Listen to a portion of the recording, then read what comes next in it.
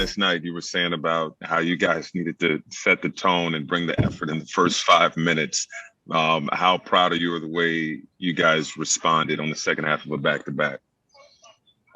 Incredibly proud, especially for a regular season matchup against, a team that's positioned very well in the Eastern Conference and has been playing well as of late.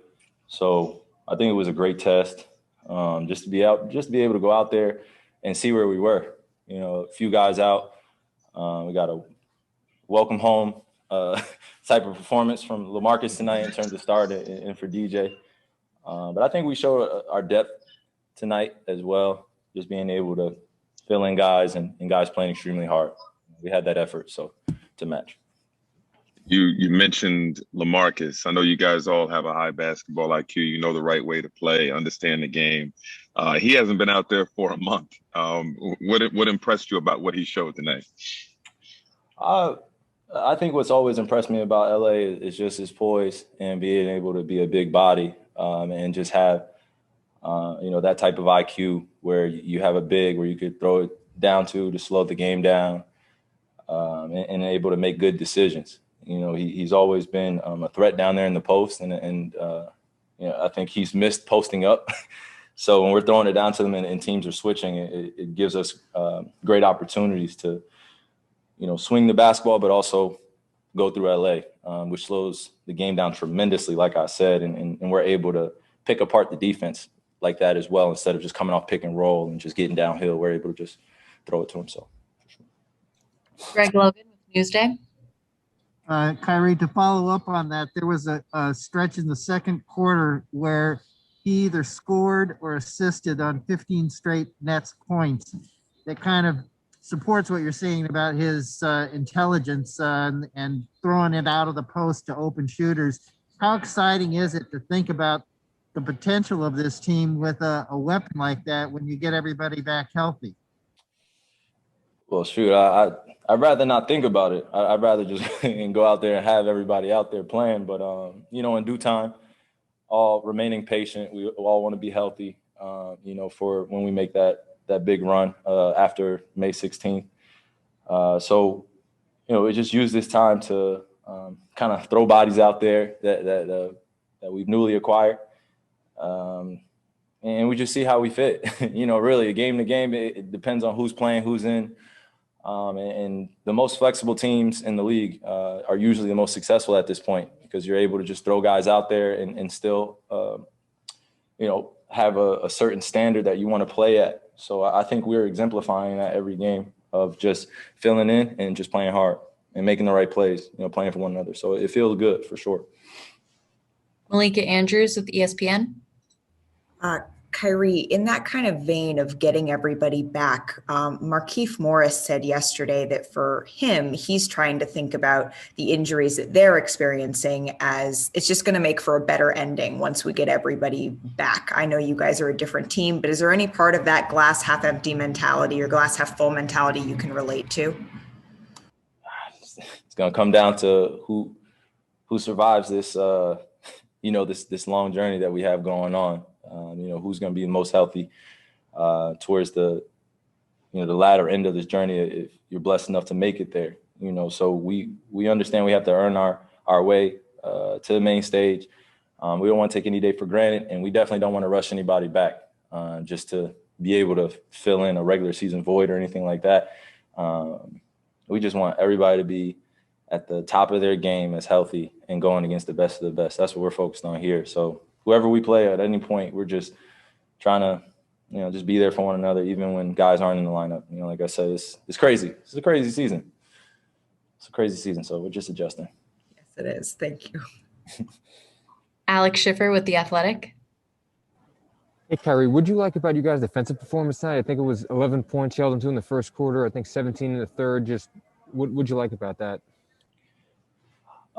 We should have more games like that, honestly, where we're the dominant team in the first quarter instead of playing from behind. But, the flows of the game could change. Not every team is going to come in and, be held to a certain percentage in the first quarter like that by us. But we definitely made an imprint on that end tonight, for sure. As soon as they came out the gate, we were very aggressive on just staying physical with them and and sticking to our principles in terms of the game plan we put forth.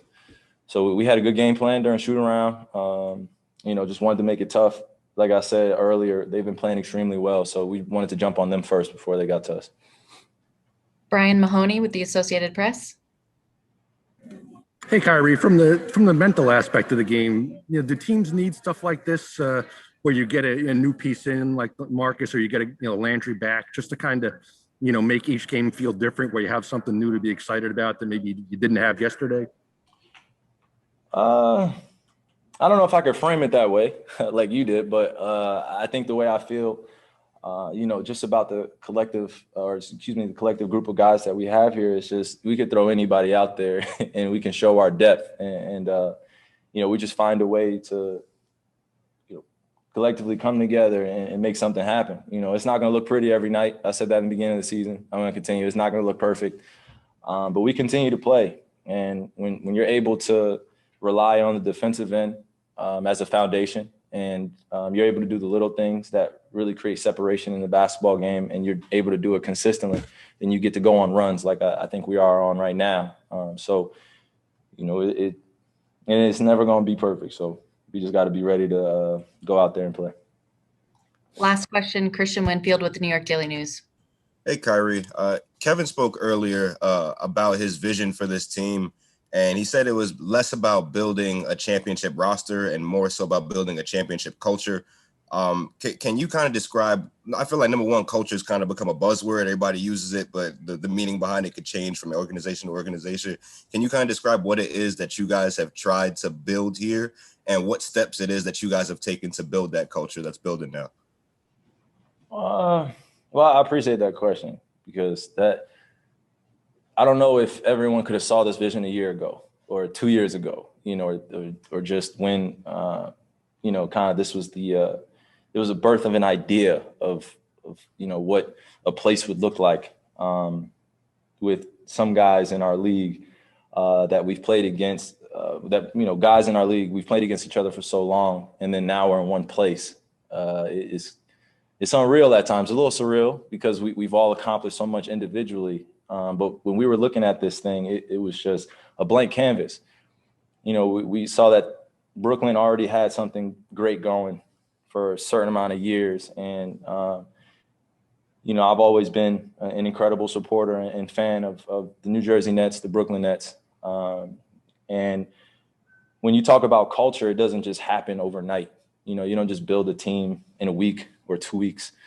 You got to make some major moves. And we made some major changes this year. And I just really want to say this too. We don't take any day for granted either, because there were days when we were on other teams trying to build a championship culture on our own, or we took on that role and it just wasn't fitting with the guys, or whatever the case may be. You know how the NBA culture goes, like if a team doesn't get along, they'll make up a whole bunch of things. And here we don't want that bickering, all that nonsense in our locker room. We're literally dedicated to performing the craft of basketball at a very high level for one another, because we want to see each other win. I think we've all won enough individually.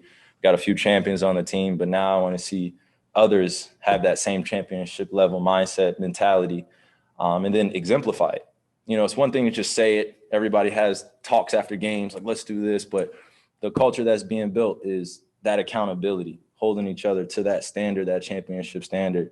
And it's not easy, bro. It's never easy, because, you got to get uncomfortable. And there are conversations that are uncomfortable, things that happen throughout, that you just got to be able to be resilient, and you got to persevere. So we take care of what we have going on here in the locker room, and we build our culture, and then it'll define itself based on what we do as players and as a team successfully. So.